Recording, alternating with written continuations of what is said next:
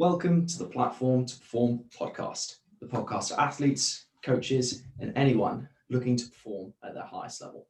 If performance is your goal, we aim to provide you with a platform to perform. I'm your host, as always, Todd Davidson, and on episode 33 of the Platform to Perform podcast, I have the strength and conditioning coach for the University of York and owner of Go Performance, Rob Milner. How are you doing today, Rob? Yeah, good, mate. How are you doing? I'm very well, thank you. I'm very well. Let's kick things off with a question I like to ask all the guys that I have on the podcast, and that is, why do you do what you do?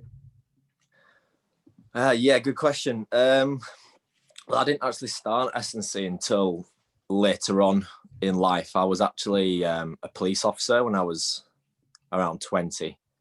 I decided I didn't really want to do that for the rest of my life. It wasn't quite what I had in mind, what I expected.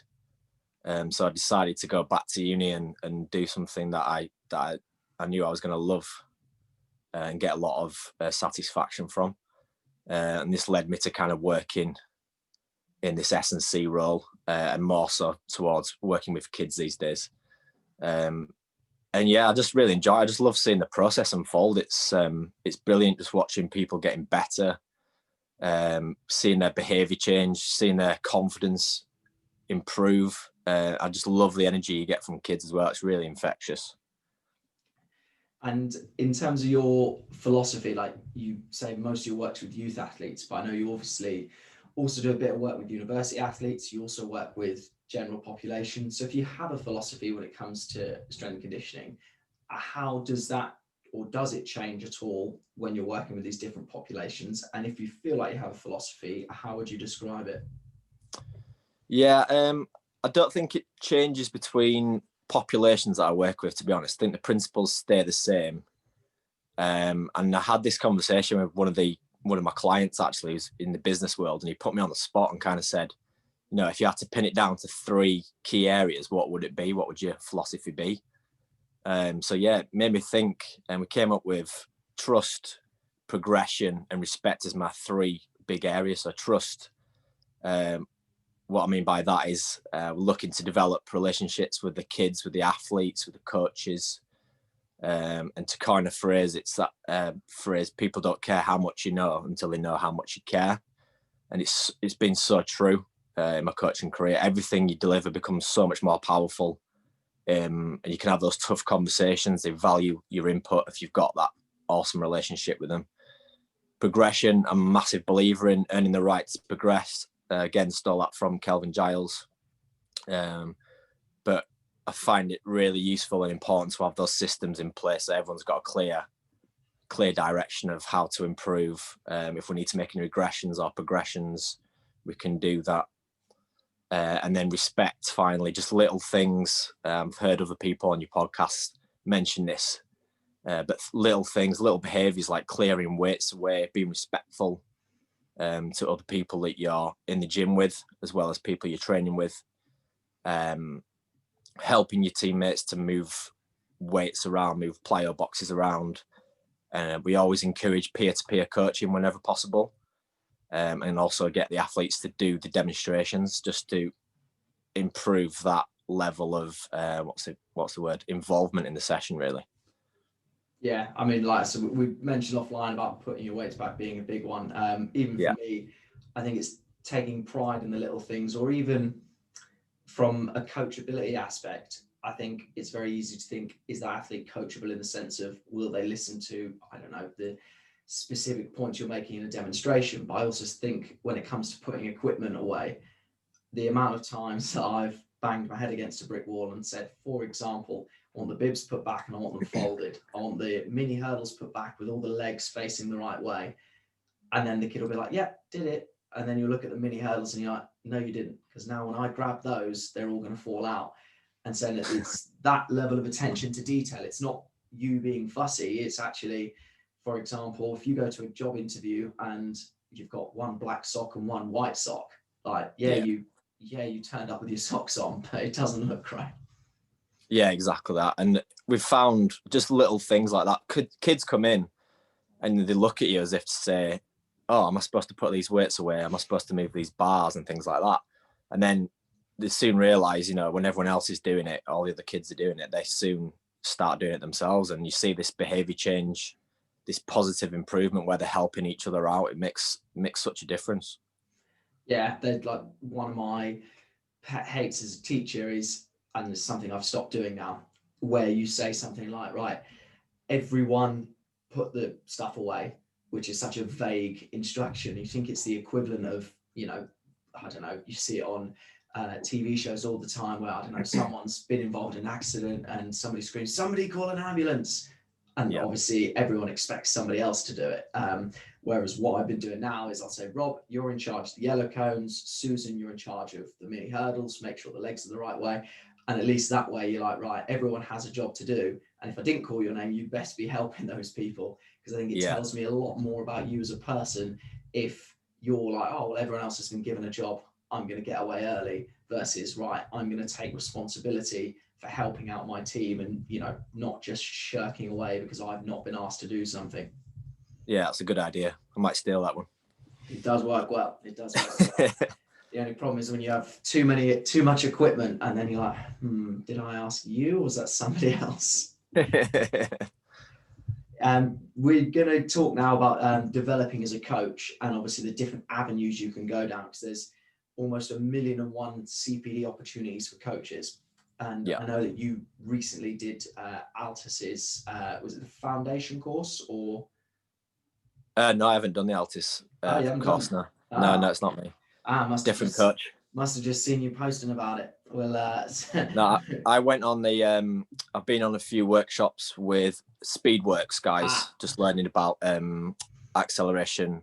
Sorry, top end speed mechanics and things like that. I think that's what you might have seen. Yes, it would. So, how did you decide that was where you were going to invest your time and money?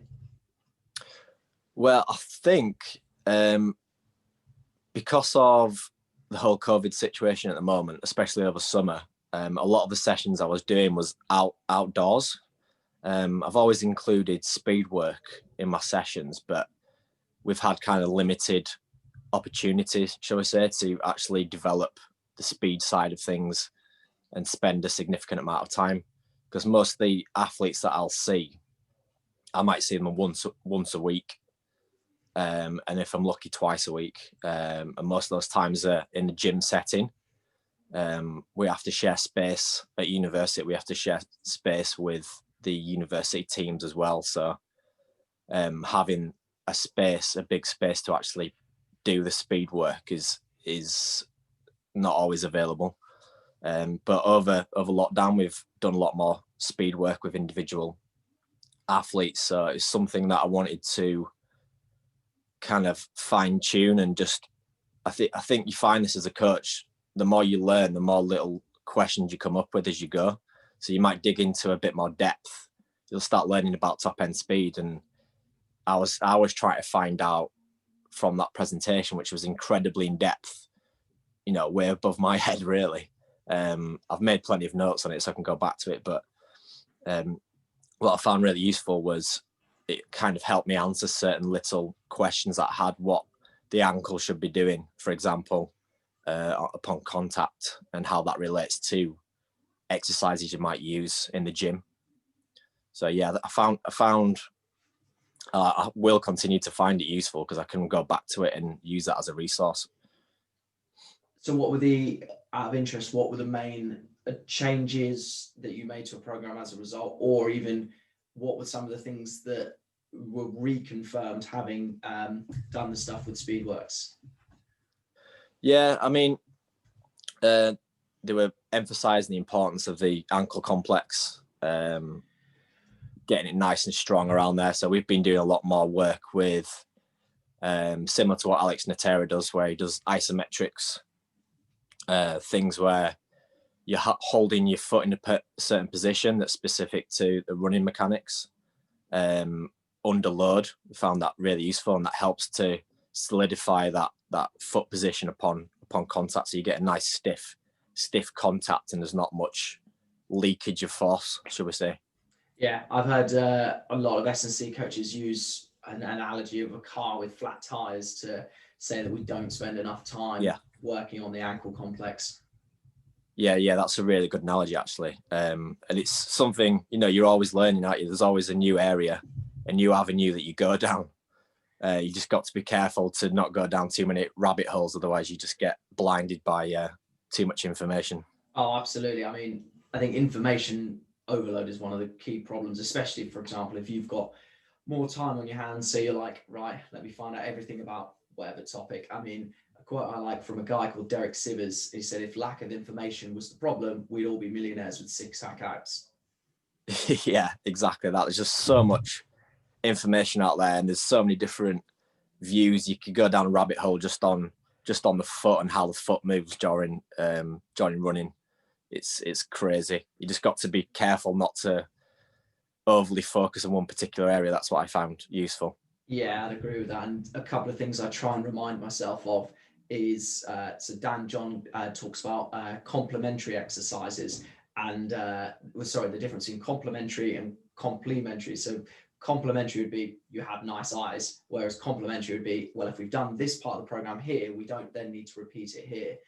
And I'm also thinking to myself, if we've got the basics down, can we tweak those slightly? So talking about the foot and ankle complex, if we're already doing, for example, plyometrics or landings, then could we do what I call credit card landings or stiffness landings, where you land with the heel slightly off the ground and develop that stiffness rather than just try and reduce the force? Because it's so easy to think, oh, let's chuck this new exercise in. And they think, well, if the session has to be an hour, then something's got to come out. Or equally, if you're not limited by time, there's going to be a recovery cost to everything you put in. So it better be better than what you're already doing. Otherwise, you're soon going to lead to overkill. Yeah, there's got to be, like you say, there's got to be some kind of progression in there in each session, or there must be some kind of logic to why you're putting that in there. But yeah, those are really good ones where you try to land a bit stiffer. That's a good progression. Again, I think Alex Natera released some information on a workshop over lockdown, saying the different levels of stress that go through your legs when you're landing in, say, a soft landing versus a stiff landing. It's quite interesting. Can't quite remember the numbers off by heart, but they were pretty different in terms of how much body weight you're putting through each leg. Excellent. I may well have to steal that off you offline, because I'd be very intrigued, even messing around with variations myself. And it's something I do if, for example, if I'm going to sneak them into a warm-up. But the other day, as I said to you, when I do my warm-ups for kids, I tend to go level 1, 2, or 3 because I work with mixed ability groups. And we were just doing a warm-up for rounders, which I know for most people is like blows their mind. Surely you just play the game. But I said, right, we're going to jump up and pretend we're catching a high ball. I was like, level 1, you're going to jump and land and catch with 2 feet. Level 3 was jump off 2 feet, land on 1. And obviously all the kids picked level 3 because why wouldn't you? And most of them nearly fell over. But that added eccentric load of jumping as high as you can with 2 feet, which is obviously going to outperform how high you can jump on 1 foot. And you don't realize, even in practicing myself, I was like, oh, I'm going to have to self-regulate how high I jump with 2 legs, because otherwise I'm going to make an idiot of myself in this demonstration. But those little things, I even like it from a perspective of getting kids to understand how to use their body before we even worry about tendons and stuff like that. Just, right, if I want to land stiff, I need to do this with my body. If I want to land spongy, I need to do this with my body. But what you're saying there about making sure you don't double up with areas, I think it's so easy. You could just as easily use that with younger kids and be like, right, this is just a chance for them to explore movement. And with the older kids or uni athletes, you're like, right, if you need to, you can talk to them about developing stiffness at the ankle. This is helping your sprinting technique or your sprinting physical capabilities. So there's lots of room to maneuver if you know what you're doing. Yeah, definitely. I think the warm-up's a good time to practice those kind of things. If you want to kind of dabble in, let's try and land a little bit stiffer, or let's try and land as quietly as possible, that's a kind of a good time to try that and just kind of dip in and see how they deal with that little progression. Yeah, I mean, one that I've stolen off you that I quite like, if I can remember it rightly, something like a couple of pogos and then into a split squat or something to that call. That's it, yeah. And you're like, well, actually, I think a lot of things that when PE teachers look at strength and conditioning, well, there's a couple of things that I think, the issues that I think they face. And one of them is obviously the need to keep it fun. But two is what I call progression through play. So the kids are still enjoying it. And it doesn't look as, I mean, I don't know whether regiment is the right word. It doesn't look as quote unquote structured as say an academy strength and conditioning, but there is a thought process behind it. So for example, in your example where they're practicing pogos and then into a split squat, for me, that's just seeing, have they got the timing? Have they got the rhythm? Can they reorientate their body? Whereas in an academy setup, you could just say, right, we're practicing a little bit of stiffness and then we're practicing a deceleration position. Like there's so many different ways to sell it. You don't necessarily need to think, oh, well, we did that in week 1, so we need to do something totally different in week 2. It can just be subtle changes. And I think the beauty comes when there's structures there, but it doesn't feel like it's there, for want of a better phrase. Yeah, subtle progressions that they're not aware of. Yeah, it's really important. So like, for example, with that one that you said there, so earlier on in the training phase, we were doing pogos, and then pogos to a double leg landing, and then pogos to a split stance landing, and then finally pogos to a single leg landing, which was obviously a lot more challenging. So you kind of do double leg pogos to a single leg landing. So you can see that there's a little bit of progression in there, a little bit of variation, and it's just super simple, really. Yeah, I mean, I quite like a phrase that Dan John uses in a lot of his work, and he just calls it same but different. So it's like similar, but it's not exactly the same. So it's similar enough where they're like, oh, this isn't a million miles away from what I've done.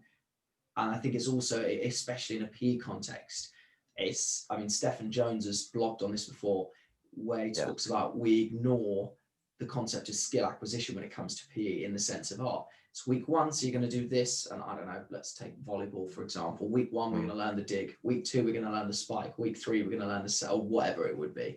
I think, imagine if top level sport worked like that, right? Manchester United, you've finished passing this week, so now we move on to shooting. It's like, only took a week. I'm an amazing coach. Yeah, it's not realistic, is it? No. And if we sort of go back to the original question, in terms of timing wise, when you decide which aspects of your development as a coach and indeed as a business owner you're going to prioritize, do you have any sort of questions that you ask yourself before? Like you mentioned with Speedworks, it was the fact that an opportunity has arisen, in the sense of you're going to be doing more speed work over lockdown. Your athletes don't normally get the chance to do this when they see you in their sessions. Is there any other questions or processes you go through to decide where you invest your time and money, and how has that process developed from, say, I don't know, when you were in uni to when you are now? Yeah, I mean, I wish I could tell you that I had a pretty structured plan in place to my development. I know a lot of coaches do have that process in place, but for me, early on in my career, my focus was to be as good a coach as possible, just make as many mistakes as possible, just by trying things, failing, learning from them, trying another thing, failing, learning from it. I think that's a process you've got to go through. You've got to go through that. You've got to put yourself in those uncomfortable situations where you're working with teams of athletes. You're dealing with a group of, let's say, rugby players or whatever sport it might be that you're working with, and you're able to communicate to them properly. You're able to deliver a competent session, and you're able to do that week in, week out, and get good results as well. That was my main focus early on in my career. Obviously, that never stops. You're always trying to be a better coach, but it's obviously a steep learning curve to begin with, and it just, like I say, it's never stops in that regard. When I realised that I wanted to do more work through my own business and not necessarily work for a team or a club, that's when I really started to focus on, right, I need to upskill in these areas, because I literally have no idea how I should be marketing myself, how I should be selling my services. You see all these PTs around with loads of clients, and you just think, what are they doing that I'm not doing? Like early on in your career, you're thinking, why am I not getting that many one-to-one clients? or team clients, whatever you want to get. And I think that becomes a learning process then, and that's when, for me, I decided to join like a mentorship that had S&C side of things, but also the business and marketing side of things as well. And I found that really useful. But that was just kind of the starting point, really, up to where I am now, where I'm still putting a big emphasis on learning how to sell products, how to develop products, how to market them correctly. And it's an ongoing process. Again, it's another rabbit hole. You got to be careful not to go too deep down. So in terms of when it comes to strength and conditioning, we might talk about the basics of, say, programming as, I don't know, managing volume, intensity, rest periods, etc. Or we might talk about types of fundamental movements. What would you say are the business equivalent of, say, I don't know, squat, hinge, push, pull? Yeah. Again, I think marketing is a really important aspect. Social media is massive now. Having a positive image on social media, I think, is really important, just to showcase what you're doing. I actually employed someone to help me with that, like about a year ago or 2 years ago, and they did a really great job, and I've learned quite a lot from them. So now I'm doing that by myself. I know what to do. Do things like daily posts. And you might think sometimes people aren't watching, but then you'll get a message saying, "Oh, really like your post on X, Y, and Z," or you'll get a message saying, "Oh, I just wanted to ask about whether or not you do team sessions and things like that." So it might seem like you're not contributing to your marketing presence, but you are doing. It's like an ongoing process. Selling, that's something that I'm, again, it doesn't come natural to me. It's not a natural thing. I think most S&C coaches struggled with the concept of selling programs to clients. It's very, you might think it's a little bit PT-ish, if that makes sense, to be a bit salesy. But I think it's important, if you're working for yourself as a business, you need to treat yourself as a business, and selling is a fundamental part of any business.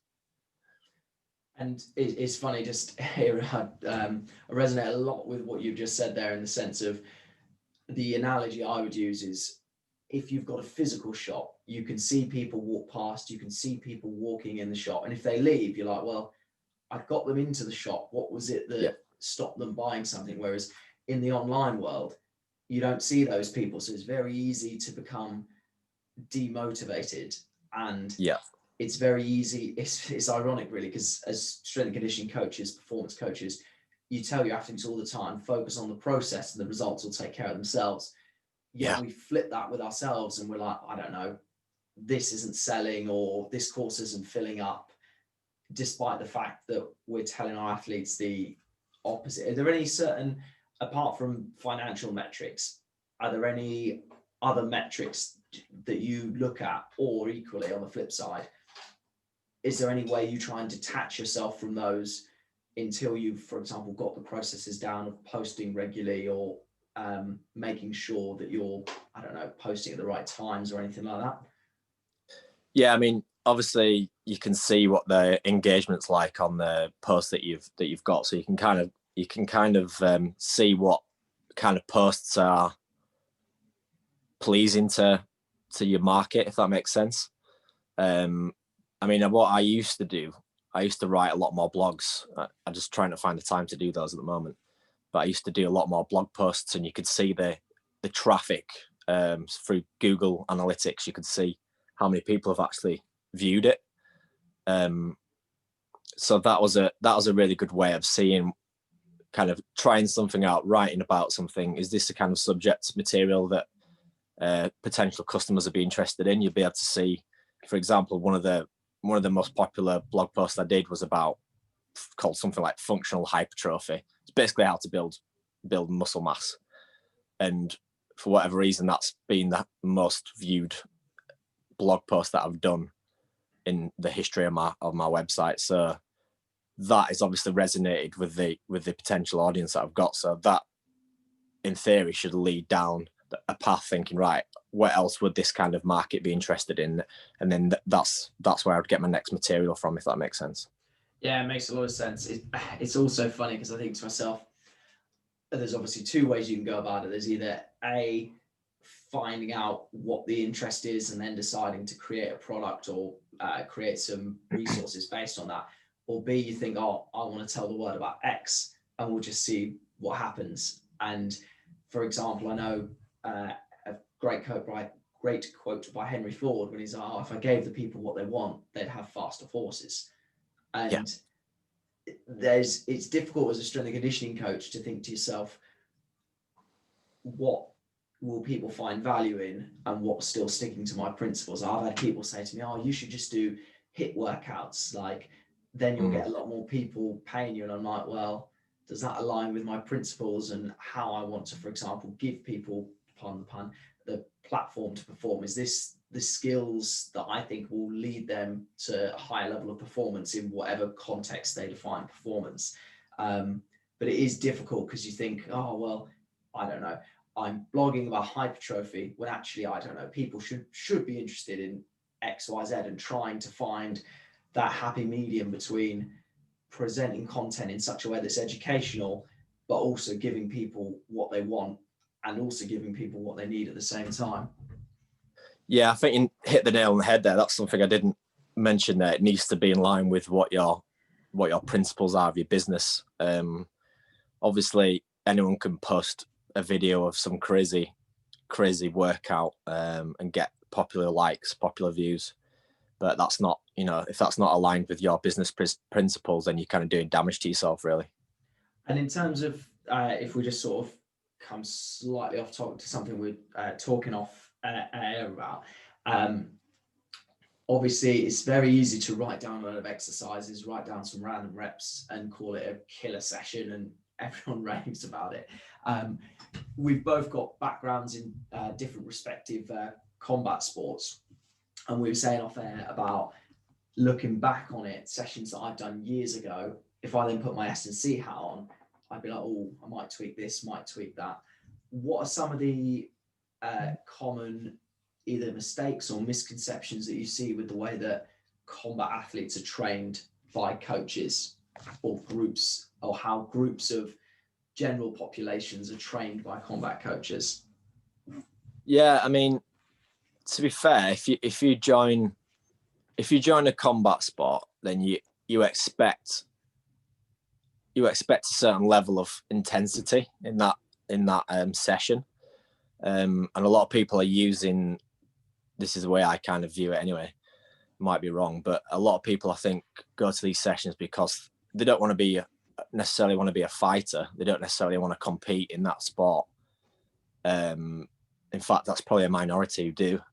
Most of them probably just want to use that as an avenue of keeping fit and kind of pushing themselves a little bit. So I think if they didn't deliver these high intensity sessions, then they'd be kind of disappointed, if that makes sense. So that's an argument for why it might be like very high intensity session. I've seen quite a few fighters training on YouTube, as you do, and you obviously see them doing some crazy stuff, and more often than not, it looks like high volume for the sake of doing high volume work, as opposed to actually doing good quality movement. But yeah, I think we said you've seen videos of famous boxers training, and they do some crazy sport specific, in quotes, type activities that probably have zero transfer to their actual sport, but it's probably pleasing A, the coach, and B, the athlete. So maybe it's those nice to do exercises. Saying that, it seems to be getting a lot better these days. I think it's Boxing Science. I think you know those guys. Yeah, great guys. I think they've really put a stamp on, from what I've seen on their social media presence, put a stamp on kind of improving how athletes should really be preparing for competition. I think it's getting a lot better, to be honest. I think UFC athletes, look, Duncan French is over at the UFC now.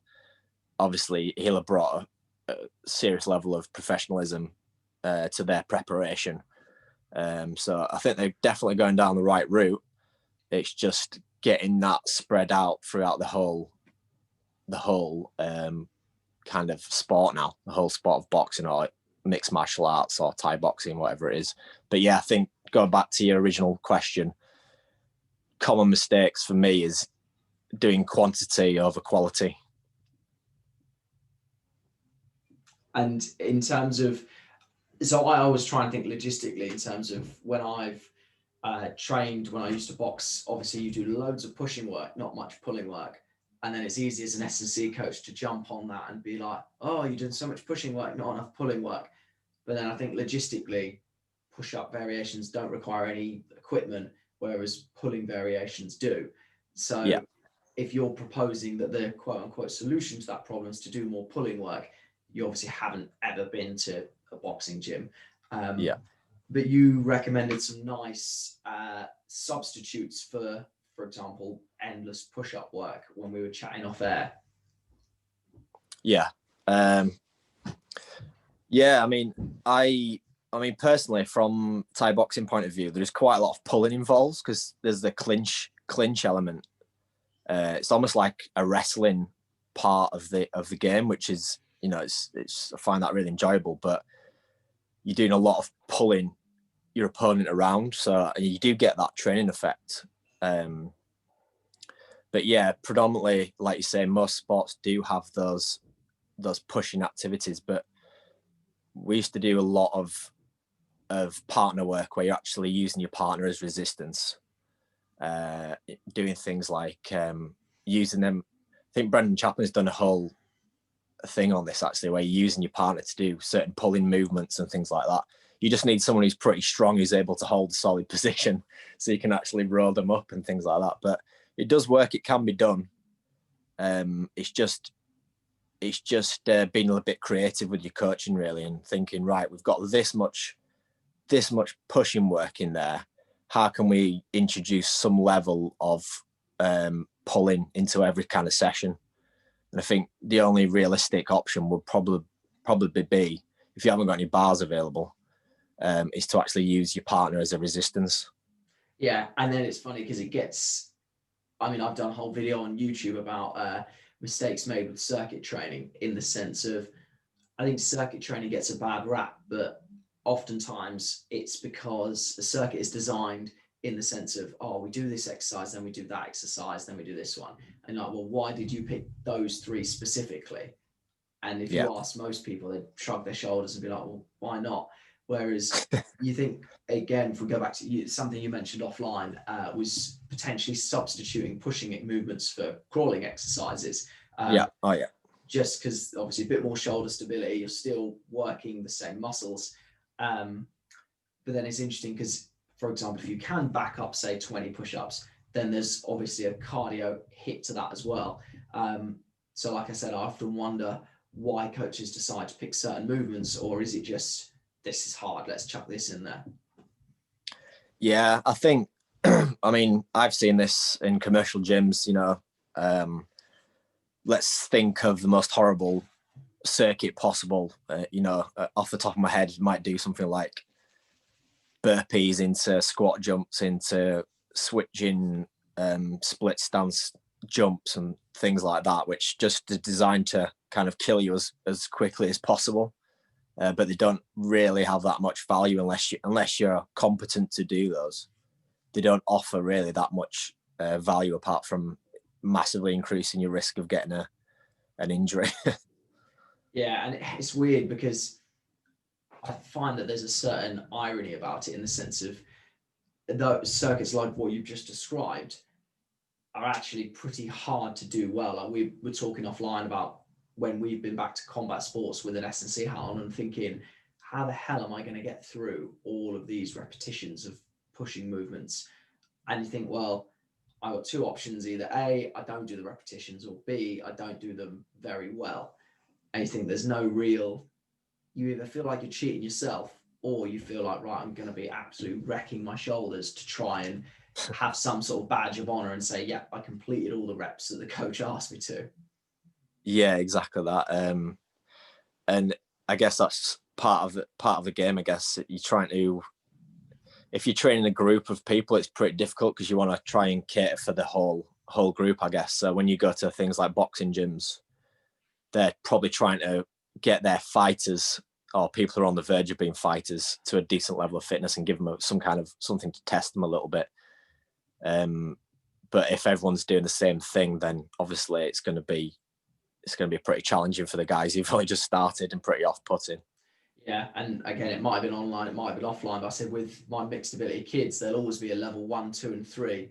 Yeah. I'm trying to drip feed their understanding of the progressions. I mean, even if they don't know why, for example, doing a press up with your hands elevated is easier, whereas with your feet elevated is harder. Even if they don't know that why those movements would be harder, if they can just still understand that that's harder, that's easier. And yes, you still get the problem where the kids all want to go to level 3. But even if you can start drip feeding those into your sessions, so you're like, you know what, at least we give people the option. Whereas it's easy in those group settings to be like, well, I can't be seen to be doing level 1. Like even in something like CrossFit, like I know that CrossFit gets a bad rap, but they do try and scale the workouts. But then I reckon, again, I've never competed in CrossFit, so maybe this isn't the case. But I still think it's only human nature to think, well, if everyone else is doing level 3, I'm going to do level 3, whether or not I'm prepared for it. Yeah. If you're in that group environment with your friends, it becomes competitive. So it's a recipe for disaster, unfortunately. It depends. If you've been training a while, then fair enough. But if it's your first time or you've only been going so long, if you've had a big break, such as, if you've been off from COVID and then jumping straight back in and trying to keep up with all your mates, that's probably a recipe for disaster without a doubt. Yeah, I mean, I still remember one of my biggest realizations that I was out of shape was finish boxing. And we used to do a thing called a ton-up, which is basically you do 10 reps, 10 exercises, and however quickly you complete this, so you've got a 2-minute round and a 1-minute rest break. But if it takes you longer than 2 minutes, you just get less rest. And in my boxing days, I'd do that comfortably under 2 minutes, came back after uni, and I was like, right, this is taking 3 minutes, so I get no rest whatsoever. And I reckon the COVID situation will be similar for a lot of people. And it's almost weird because you did nothing in lockdown and then expected to be just as fit as what you were prior to lockdown. Yeah, and we've all heard it.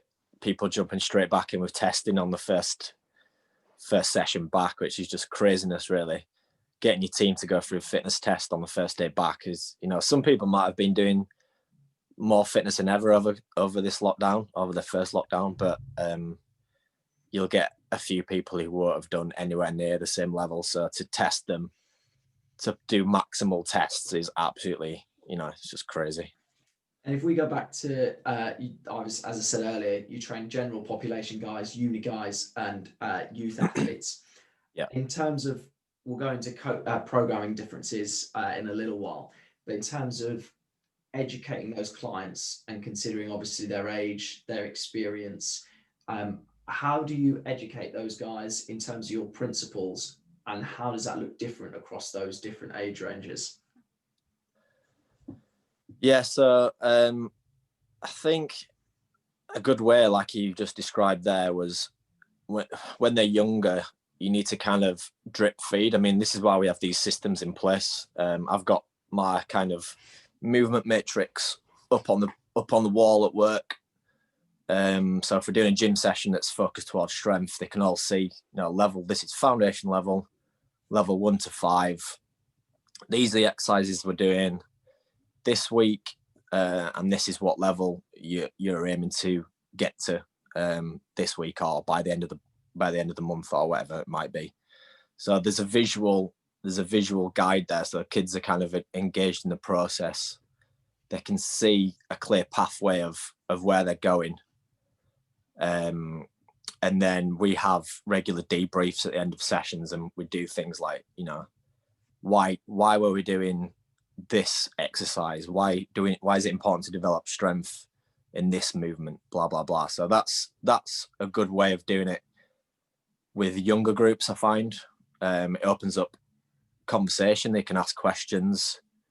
Some questions might there's no silly questions really. If their kids have never been in the gym before, they've probably got loads of questions. I've seen, probably world's strongest man and think that's the way you should do your training. It's important to kind of clarify why we're doing it this way and what benefits you're going to get from it. As they get older, especially with your clients, you can have proper conversations. If you show this level of interest in what you're delivering to them and this passion to them, then it's going to be infectious to them. If you're saying, oh cool, we're going to do this exercise, really good for improving the strength of your posterior chain, it's going to be really beneficial for your performance in whatever sport you're playing in.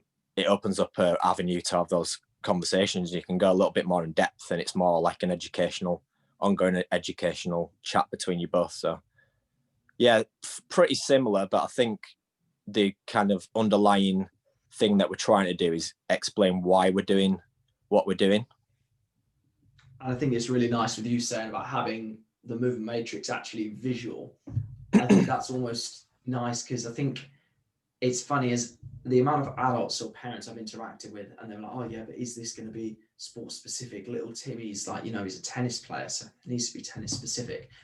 And you think you can talk about, I don't know, how a squat will translate to better tennis performance to a kid, and they might get it. But weirdly enough, if you say our bodyweight squat is level 1 and I don't know, a back squat is level 5 or whatever your progressions are, levels are so powerful for kids. You don't even realize. As soon as you say something's a higher level and you've got the technique points to say, look, you're not quite there yet, like that is motivating for kids. That kids, a book I was reading the other day, ironically, nothing to do with coaching, but it says there needs to be rules, there needs to be players, you need to know how to win the game and how to lose the game and what's out of bounds. Like when you give kids that structure, even if they can't necessarily understand, I don't know, why a back squat's going to improve spring performance or whatever it is, you give kids that structure, you say, look, you're currently here. That's, I would argue, just as motivating for this is going to improve your performance. As S&C coaches, it's so easy to think, I don't know, this kid is seeing me because his mum wants him to get better at tennis, and therefore that's the kid's motivation. Like, how many kids honestly have the motivation to play professionally? Like, probably not as many as we like to think. Whereas if you're like, right, well, I'm just simply teaching them the principles of how it works in the gym, how to respect the equipment and each other, and then if they're still with it in like 5-6 years time, then maybe those conversations about tennis specific or whatever are going to be really important. Yeah, definitely. It's like you say, if they've got that structure there, kids just crave that, that knowing where they stand basically. So they do seem to work really well. We do put a big emphasis on perfecting the technique and getting them to coach each other. I'll often, shout across the gym, well, just next to me, say, so-and-so, Timmy, what do you think of Joe's technique with his deadlift? How do you reckon he could improve that? And he'll think about it. You can see the cogs turning, and then he'll use the experience of what we've chatted about before to kind of coach his friend, which I think is really powerful. And that sets a really good standard for the rest of the group. And, it's like, we can tell each other what good technique looks like, and it's not critical. Do you know what I mean? It's not a negative. We're trying to help each other get better.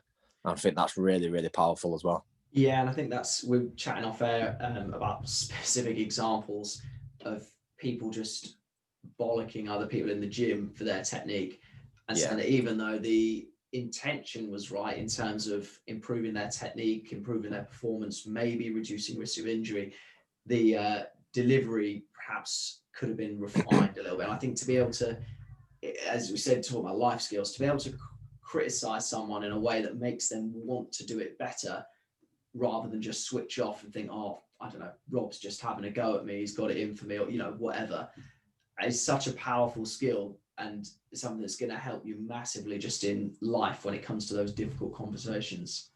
Yeah, I think that's definitely an example of the kind of mistakes I made early on in coaching, where you're just saying, no, that's not right, but not really offering, you should do it like this, not offering a solution really. When you tell someone they're wrong straight away, they've got their back up against the wall, so they're defensive. So it's about communicating, like you say, and trying to get them to discover the right way of doing it, or a better way of doing it.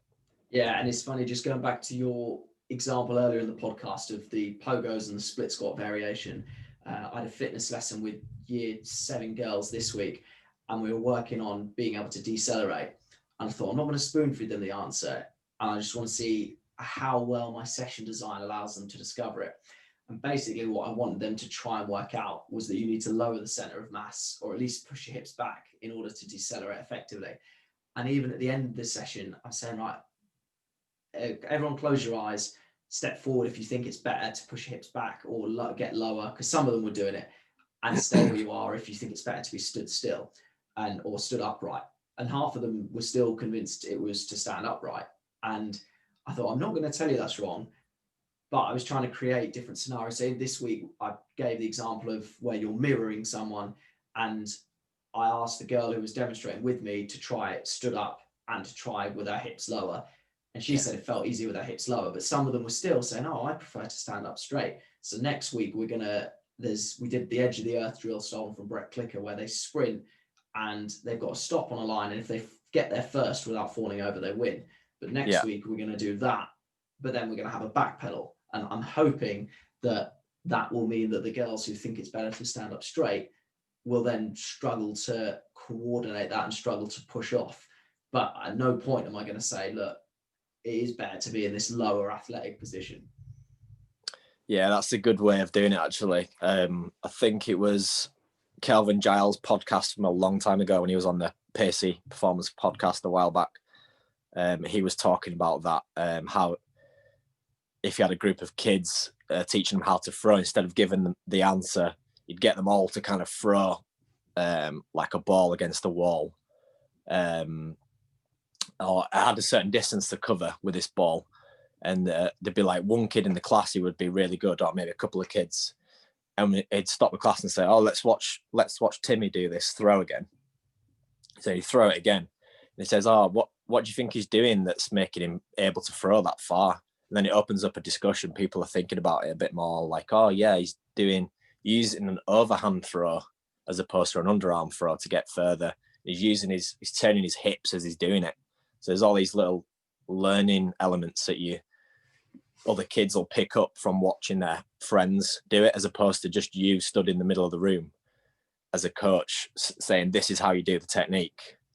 Why can't you do it? It doesn't work like that. When they see the friends doing it, they start to think about it a little bit more and think, right, I need to do this with my hips to get a bit more force, push through my hips and time my arm movement at the same time so I can throw it as far as possible. And it's little things like that which make a big difference, I think, to your coaching.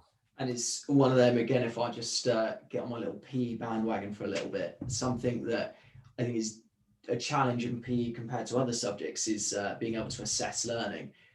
And from a strength and conditioning perspective, I think, how much do I care if they can articulate the points versus if I can see them do it? Obviously, in an ideal world, it would be both. But going back to your throwing example, another thing that I've stolen from Kelvin Giles when he talks about overarm throwing is he'll just have kids throw like a beanbag or something against a wall. And then he'll say, right, it has to go over this line. And then just watch the technique change. And I'll do a similar thing with we've got a fence at school, and the kids just throw it back and forth over the fence. And it's interesting because some kids get frustrated because it won't go over. And you think, now I could tell them the technique, or I could ask some questions, or I could just stop and watch the technique try and develop. Obviously, most of the time they get it, sometimes they don't. But even the kids who do manage to figure it out in terms of their technique, they still can't articulate it. So it's trying to develop that higher level of awareness whilst also making sure they can physically do what you're asking them to do as well. Yeah, and I think having that patience as a coach is something that you learn the more experience you get. I think having that patience, it's so easy just to say, no, you need to do it like this. Because that's how I was, that's how I was coached as a kid, learning football or whatever I was playing when I was younger. It was very much, this is, autocratic. This is how you do this movement. If I did it wrong, they were like, no, you need to do it like this, as opposed to letting me kind of work it out for myself, if that makes sense. Yeah, absolutely. I mean, I had a kid in a rounders lesson yesterday, just holding the bat the other way around. So he's sort of using the outside of his, almost like a backhand in tennis. Backhand, yeah. Yeah. And one of the kids was like, he's doing it wrong. He's doing it wrong. And like we were saying earlier, I thought, I'm not going to tell him that it's quote unquote wrong. But I also want to see, it was funny because he had it in his right hand. And with kids, it's so easy with rounders as an example. As a teacher, you might be like, right, they've got it in their left hand, so where's the ball going to go? Shift it, and you basically spoon feed them. But because he had that bat in his right hand, even though he was basically backhanding it, the kids were still stood on as if they were receiving the ball from a right-hander, not knowing that because he's using his backhand on a right hand, it's actually the equivalent of a left-hander. And you see that there's a lot of evidence in the sort of movement literature that if you use too many closed drills or you spoon feed kids too much, when the performance problem changes ever so slightly, they're just, looking to the coach for answers, or they're clueless. And eventually some of the kids got it. And I was like, this technique isn't wrong, it's just different. But what are you going to do to adapt to that? And it's having the patience to try and get kids to come to a better understanding with these deeper level questions is, again, it's something I particularly enjoy. Yeah, that's good. And just moving on a little bit now. So we talked about differences between how you would educate clients. We just talk about conditioning for youth athletes, because I've read a few of your blogs, which I would recommend people checking out. What are some of the main considerations when it comes to, or if indeed you decide to do conditioning work with young athletes? Yeah. So I kind of wrote that article originally about fitness for kids, because when you speak to coaches and parents and you ask them, what would you like Timmy to improve on? They normally say something along the lines of, he needs to get fitter and he needs to get stronger core, or something like that. Something pretty vague. So I kind of dug into it a little bit with that article. And I think, generally speaking, most kids, the amount of practice that they get, they're exposed to multiple training sessions in the week. They've got competition, they've got PE. I can think of kids who do athletics, football, netball, all in the same week. You've got to bear in mind they've got practice to do for that, competition, school competition, PE as well, and then playing with a friend. So, that in itself is enough kind of fitness for me, that in my mind, especially in those earlier years. So we've got to be really careful not to be part of the problem, because you don't just want to add unnecessary volume of work, unnecessary fitness, just for the sake of it, and you could potentially, increase their risk of getting an overuse injury. Generally speaking, as an S&C coach, you look at what buckets you want to fill the most, and the fitness one's probably pretty full, and you want to more focus on the strength side, the ability to absorb force, and maybe be more efficient with running or changing direction and things like that. For me, that's normally that is usually the priority. I think subjectively speaking, you probably spot as a coach wherever an athlete has like a severe deficit in their conditioning. If they're struggling to get through a game or a session, then you know that it needs to be addressed, which is probably not uncommon after a COVID lockdown. If there's kids that have been sat at home all day on the computer, that's probably not all that uncommon at the moment. It does change in terms of what you should be really doing with kids. Before, early on, you want to be using things that are like fun-based games, tag games. It needs to be kind of self-limited, so they can choose how long and how intense the session might actually be, or the bouts of exercise might actually be. We don't want to kind of burn them out too soon. So like a good example of that, let me just have a look at my notes here. Yeah. So we reckon things like tag games, plenty of cross training. So, using kind of general movements that are not specific to a particular sport. So they're getting the really broad range of movements in there. The volume early on is going to be pretty low, and the intensity, again, will probably be lower than what you'd expect as the kids get older. And that would obviously flip as they go towards adulthood. You would see the structure increase, doing more structured type conditioning sessions, something that I might give a senior athlete. And the intensity and volume can obviously increase as well with that.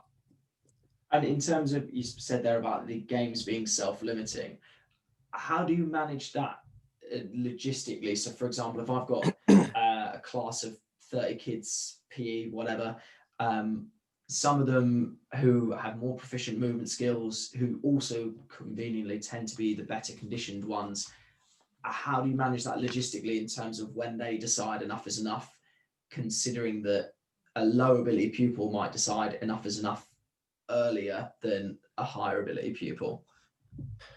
Yeah, it's an interesting one. I actually read, I'm just try and find these notes on, I read a journal, it was linked to PE, and it was talking about grouping people based on their ability level. Yeah. Which has been found to be, have positive effects.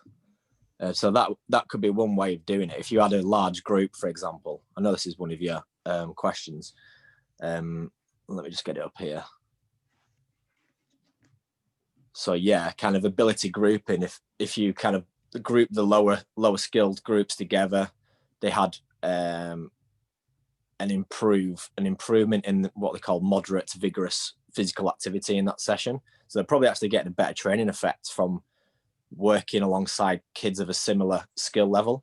And it's the same for the higher end groups as well. The tests that they were doing showed that the higher skilled group kids, if they were paired with similar ability kids, again, they got superior results in terms of their fitness levels and their skill levels. So that's a good way of doing it. Self-regulating the intensity of the games. If you've got a tag game, for example, you can tell them beforehand, if you need to get involved in the game, but if you need to take a breather in between, feel free to do so. In its nature, though, tag is kind of stop-start. You can self-regulate. If you want to be away from the crowd, you just obviously stay to one side. So it kind of works pretty well. Yeah, and that's something that I'm trying to develop my ability to construct games in a sense of, for example, it's very easy I had kids just standing as far back in the room as the room allowed. And you think, well, I've not technically told them not to do that. So I need to change the rules slightly. Something in terms of your grouping, I completely agree. So a few things that I've been doing. So in a fitness session the other week, mixed ability. So I put them in groups of movement skills / fitness, for want of a better word. And with the lower ability group, because they're going to struggle to catch people, I do it so we do a game of rocket tag, where the original concept, stolen from Shane Fitzgibbon, is if you tag someone, they sit in a squat, and then to get free, someone taps them on the head, they blast up like a rocket. But with the low ability group, when they tap someone, if they've been in a squat for more than 5 seconds without being freed, they become a tagger as well. Right. Equally, for example, if we're doing something like football, and I don't know, we're going to do a last person standing drill where we've got 4 teams, 3 of the teams have a ball, 1 of the team is the sort of defenders. I will always make the lower ability kids be the defenders, so they experience some success by booting the ball away. Whereas in an ideal world in football, you want to regain possession, but the lower ability kids are more likely to win, more likely to keep the ball away. Whereas if the high ability kids were the defenders, the balls would be, repossessed in about 5 seconds, and it wouldn't flow very well, and 2, it would be very demoralizing for a kid who's never kicked a ball to, within about 3 seconds of having the ball, to then lose the ball. But yeah, totally agree on groupings. Slight rule tweaks, and where my head's sort of going with PE is tweaking the rules. So like in that example, the kids who are in the low ability group, they didn't realize that I'd changed the rules for them to make it easier. And equally, the higher ability groups, they don't realize that they've got to catch everyone because I deliberately want to make it harder for them. Yeah, that's a good way of doing it, without a doubt. It works well. I think just keeping it simple like that when you're working with large groups, just keeping it super simple is absolutely key. You know, it's got to make sense to the kids that you're coaching as well. So that sounds like a really good example there.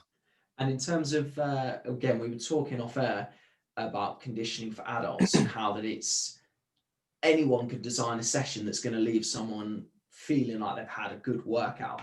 But what are the guiding principles of making sure that, yes, they, as we were saying earlier, they feel like they've had a hard session, which is ultimately what they think that they need or what they want, but you're still sticking to your principles of, for example, doing no harm and making sure that the exercise choices are doing no harm, but still making them feel like they've had a hard session?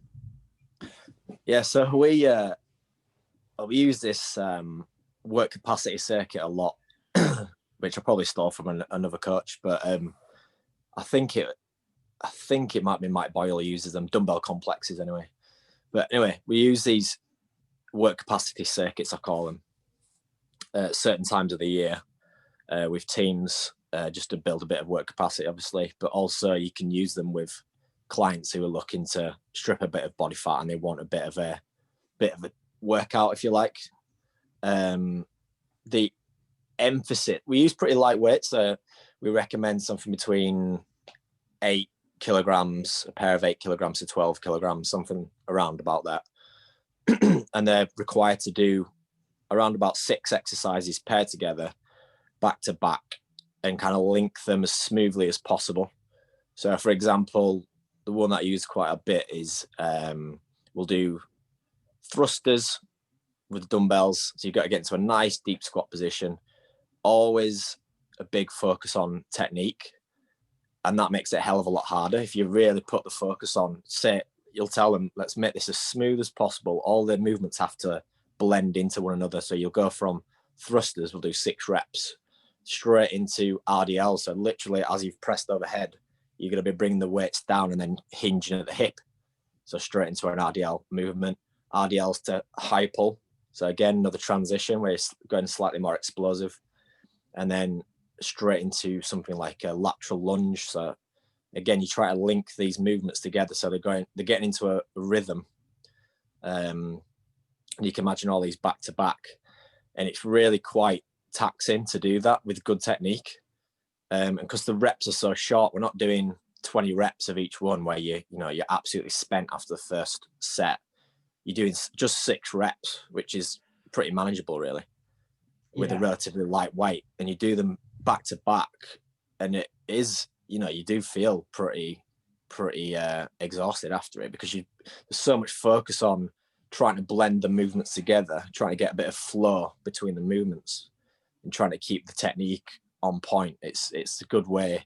That's just an example of what we use quite a lot with adult clients. Yeah, no, I like that a lot. And to testify to its effectiveness myself, when gyms were still open here in the UK, when I first got back in the gym, jumped on again, and you can dispute the validity or reliability of these types of machines all you want, but I jumped on the machine at the gym that I train at, which spits out your metabolic age, and having not really having trained randomly for the 5 months of the first lockdown, it spat my metabolic age out as 34, and I'm 27 at the moment. And even at the time I was thinking, oh, well, physically I still look better than most people. I'm not overweight, or at least I like to think I'm not. And it said 34. And I thought, it's funny when the machines tell you something you don't like, you're like, yeah, they're not accurate. You can't believe that. And, but at the same time, I was still thinking 34, like you've got to be having a laugh. But my first coming back into training, my warm up was barbell complex, similar to what you've just described there. Yeah. And it would just start with 3 sets of 6, and then the next session 3 sets of 7, next session 3 sets of 8, and then when you get to 3 sets of 10, the next session is 3 sets of 6, but you add 2.5 kilos. Anyway, 8 weeks later of doing these, jump back on the scales or the machine, and it said metabolic age 22. And all of a sudden I'm like, wow, these things are really accurate. Yeah. But yeah, I bet you did.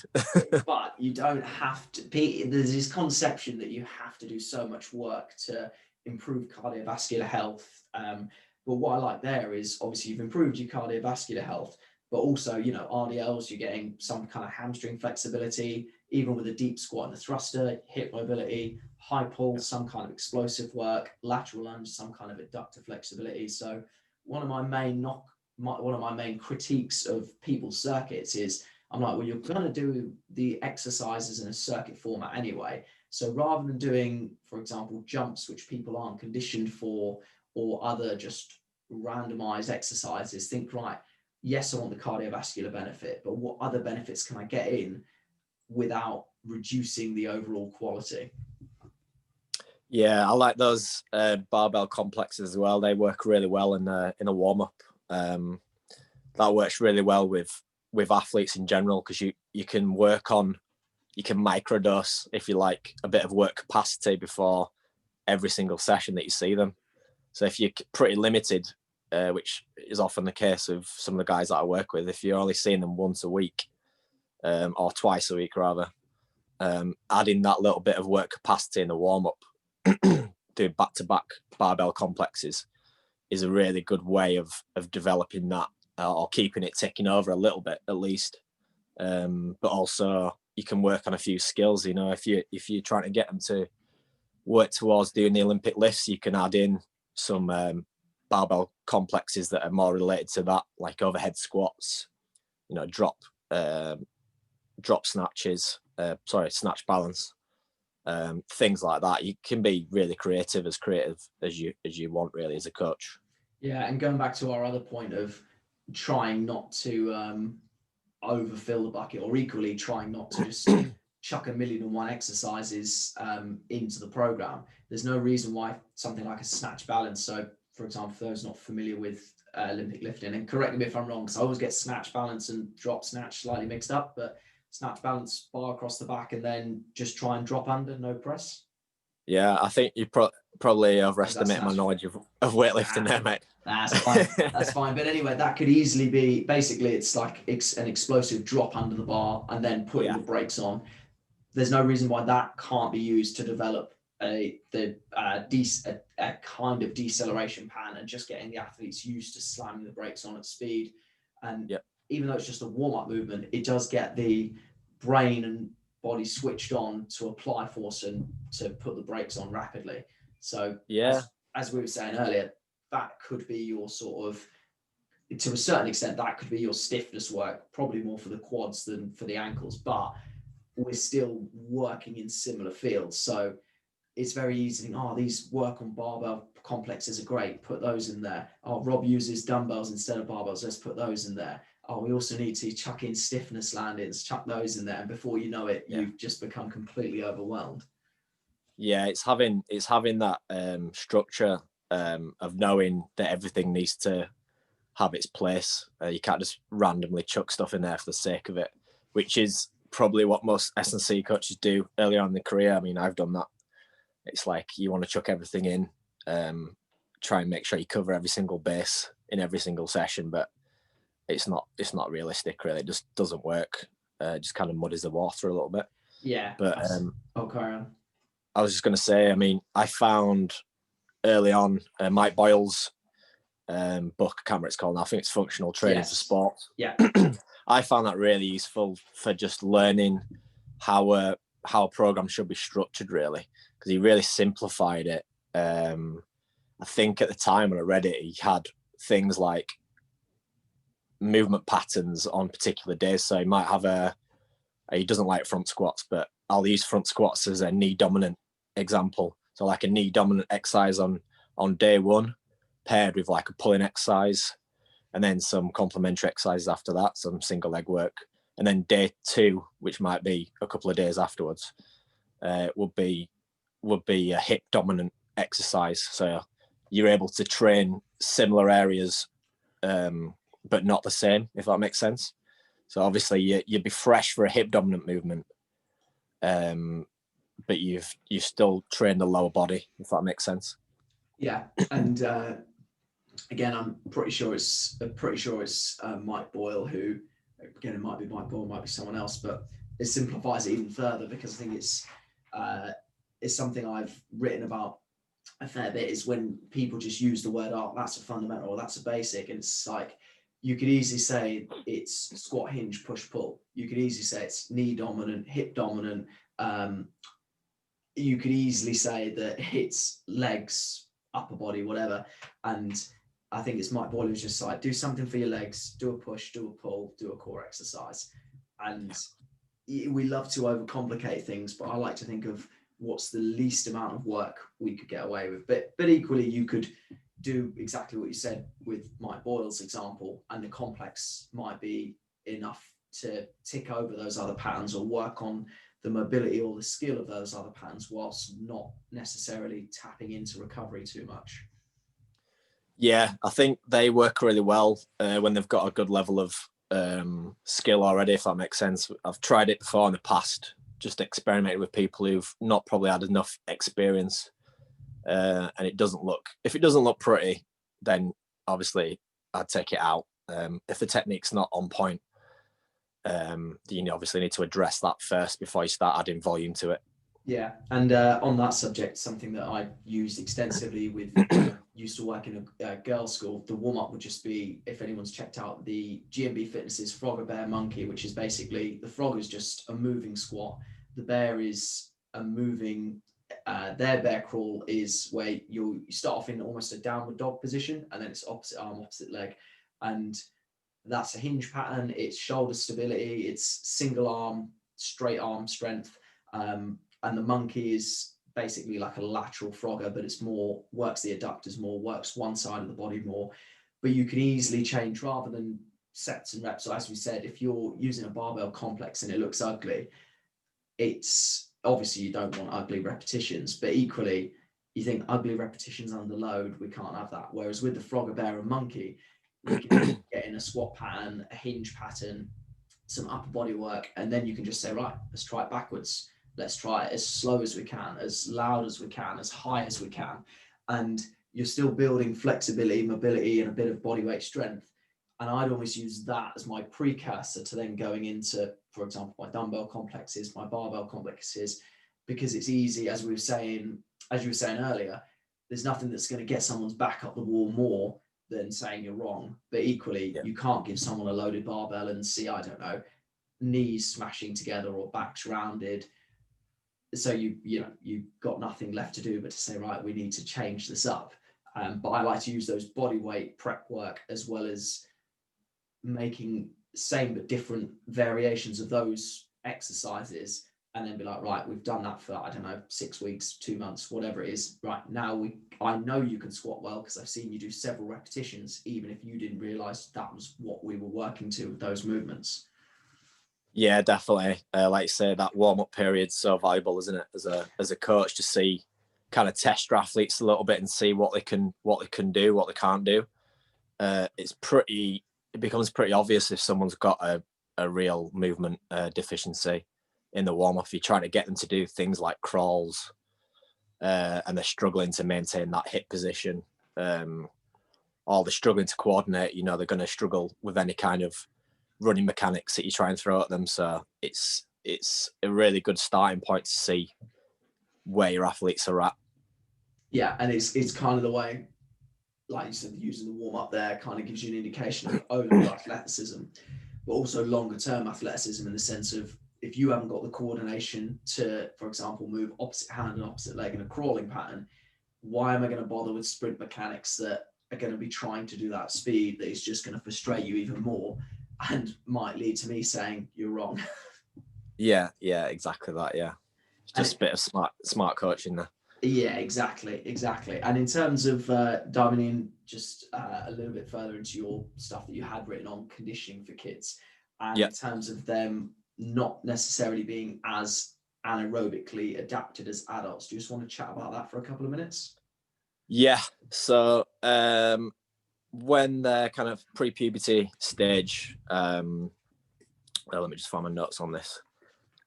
So kids are generally pretty aerobic in nature. So if you look at the kind of makeup of the muscle, as predominantly type 1 muscle fibers, which would suggest they pretty aerobic in nature. They've got a similar phosphocreatine and ATP system as adults, so they're able to do things like explosive movements, things like sprints for a very short period of time, or throws and things like that. That's what it would suggest. But the glycolytic system, which is slightly longer anaerobic system there for slightly longer distances. So if I was going to use an example, it might be something like a 400-meter run might be predominantly using your glycolytic system. That's not as well developed in these pre-pubertal kids. So with that knowledge, it was previously kind of thought that this would limit their capacity for repeated sprint work, where you're using the glycolytic system quite a lot. But there's been quite a few studies to say that potentially that might not be the case, and kids can actually, whether or not they should do is a different matter, but they can get involved and do repeated sprint work. There's actually a study, it was done on 9 to 11-year-olds, 11-year-old swimmers of both genders, and half of them did kind of regular, high volume, steady state training of hours and hours of swimming. And then the other half did high intensity interval training, or this is what they called it. And the high intensity interval training group had, on average, 3.5 times higher blood lactate concentrations immediately after the training sessions, which would, suggest that they're working in that anaerobic zone. And they both, at the end of this training block, they both had comparable improvements in performance. And I think the point of that study was they could say, well, we're investing less time in training. They're doing less volume, but we're getting the similar or same results, which is obviously, you'd think that would be beneficial for any athlete, really. But yeah, as I say, kids are generally more aerobic in nature when they're kind of pre-puberty age, and that obviously changes as they go through puberty and towards adulthood. I don't suppose, and don't worry if you haven't, because I'll check the paper out later, but I don't suppose you happen to have the actual blood lactate values themselves from that study by any chance? I don't. I just have those notes on it. I think, no, I'd be guessing, to be honest, mate. No, I can send you them afterwards. I'll send you the article afterwards if you want. Yeah, no, I'd be intrigued. The only reason I say that is because I remember when I was at GB boxing, and I remember prior to that, my dissertation, which involved taking blood lactate in boxers, and the word lactate has just become almost this devil word, like you need to avoid it at all costs. But actually, somebody who can produce high levels of lactate is very, very explosive, and it is actually indicative of how explosive they are. The only reason I asked about the blood lactate values is because I'd just be intrigued, one, to compare them to the values I found in my own study, which again correlated highly between, because I knew the boxers, all the boxers who were highly explosive had higher lactate values. Now, your ability to then reduce the lactate is probably a sign of a good aerobic system. But in listening to you speak there, a couple of things I've jotted down is just whether the mechanism by which kids and adults respond to high intensity interval training might be different. And also in terms of the repeated sprints, whether actually maybe depending on distance, maybe that's using the ATP system and the aerobic system, and not to say it bypasses the glycolytic system, but if you were doing something like, I don't know, 25-meter sprint, walking recovery, 25-meter sprint, you probably never really touch upon the glycolytic system anyway. And if we know kids are aerobic and can still do the explosive stuff, maybe they might not do it as high intensity, but they can still do it, then maybe their improvements are through different mechanisms than adults. That's just me sort of shooting from the hip, as it were. Yeah, I think the working intensity, I've just got it jotted down from that particular study, they were working, the high intensity group were working at 92% of their best time over a given distance. So that might tell you something about in terms of what intensity they were working at, but whether that's the same relative intensity as an adult, like you're saying, whether they're able to actually hit those same levels is a different matter. Yeah, and to add further weight to that, for me, a prime example of how aerobic kids actually are, in a lesson I had a couple of weeks ago, I had the kids do a 5-minute max distance test. And it's funny because kids have no concept of pacing, like at all. Yeah.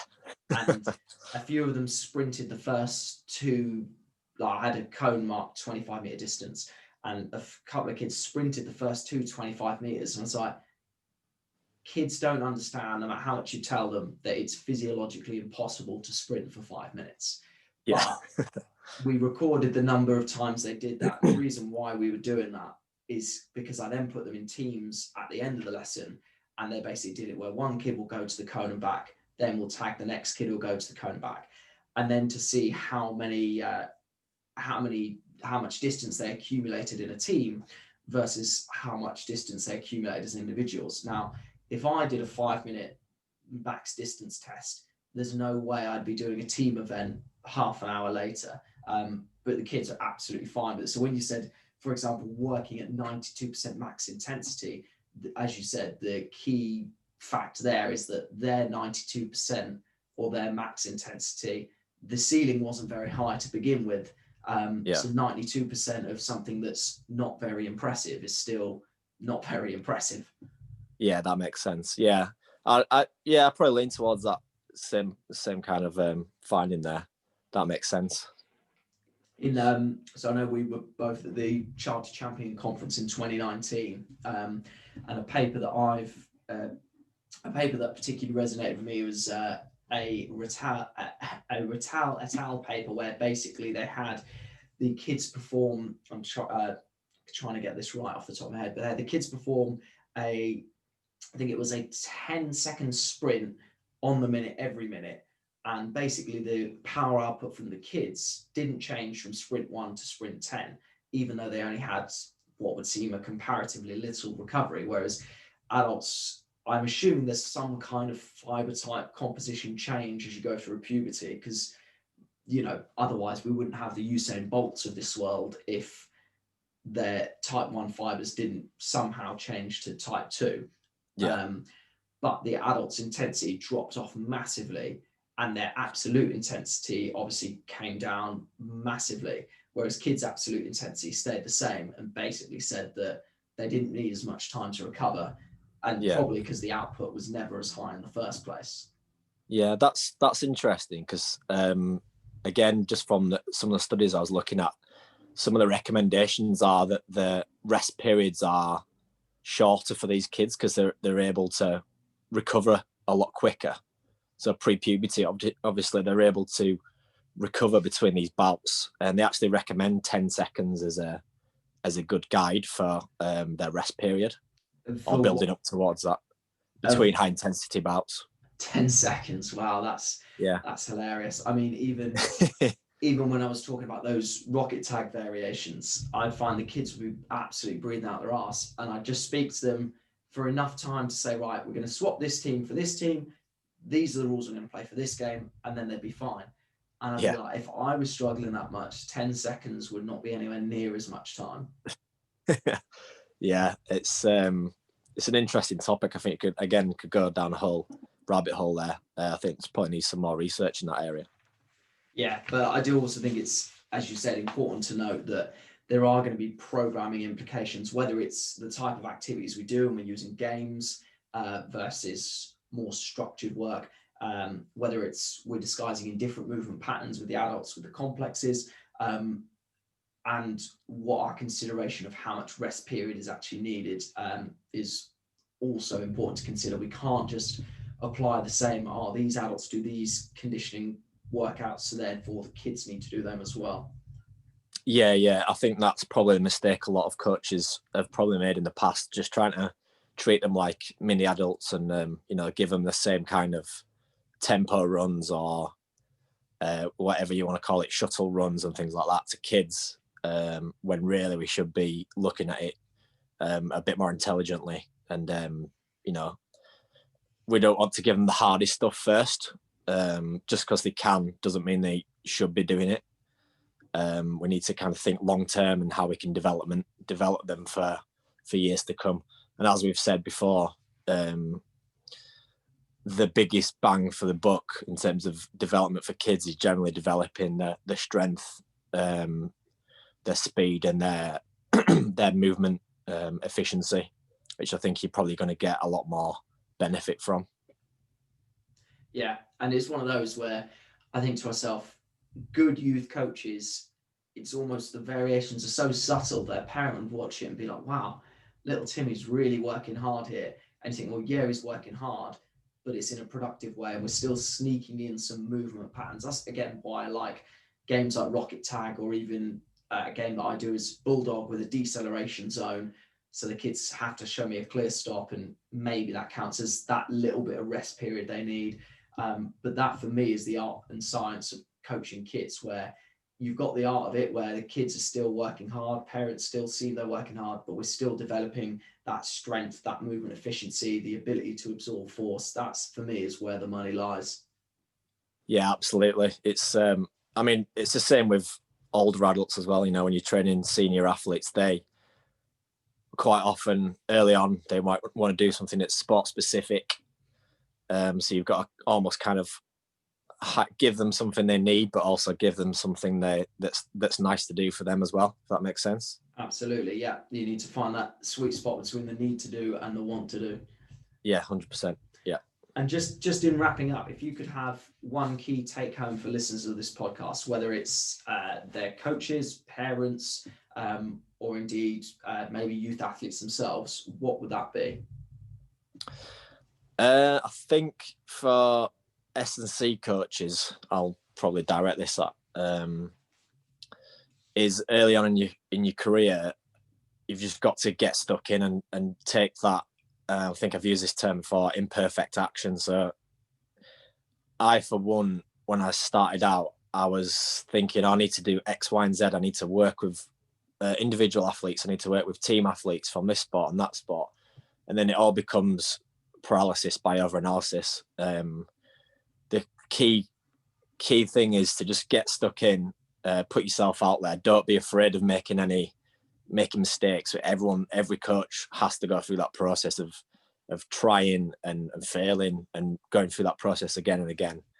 And I think that makes you a lot better at your job than kind of being spoon-fed the answers, if that makes sense. Absolutely. That's, as you said, the same is true for adults as kids. You spoon-feed the answers as soon as the performance problem changes, then you're out of the way.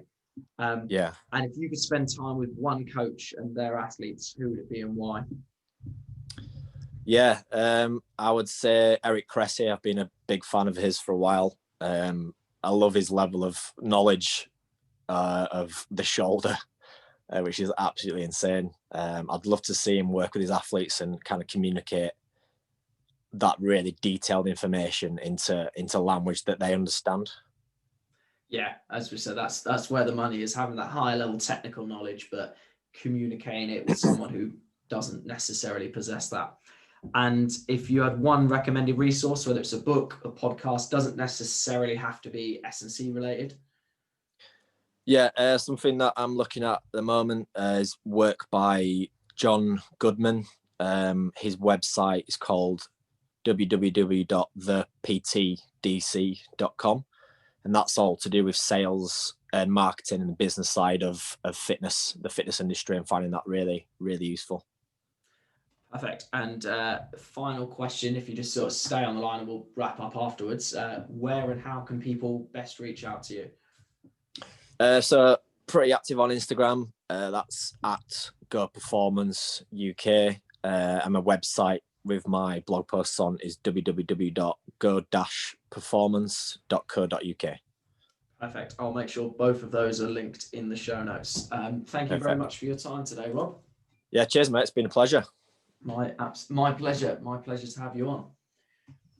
Thank you for listening to episode number 33 of the Platform to Perform podcast with myself, as always, Todd Davidson, and today's guest, Rob Milner.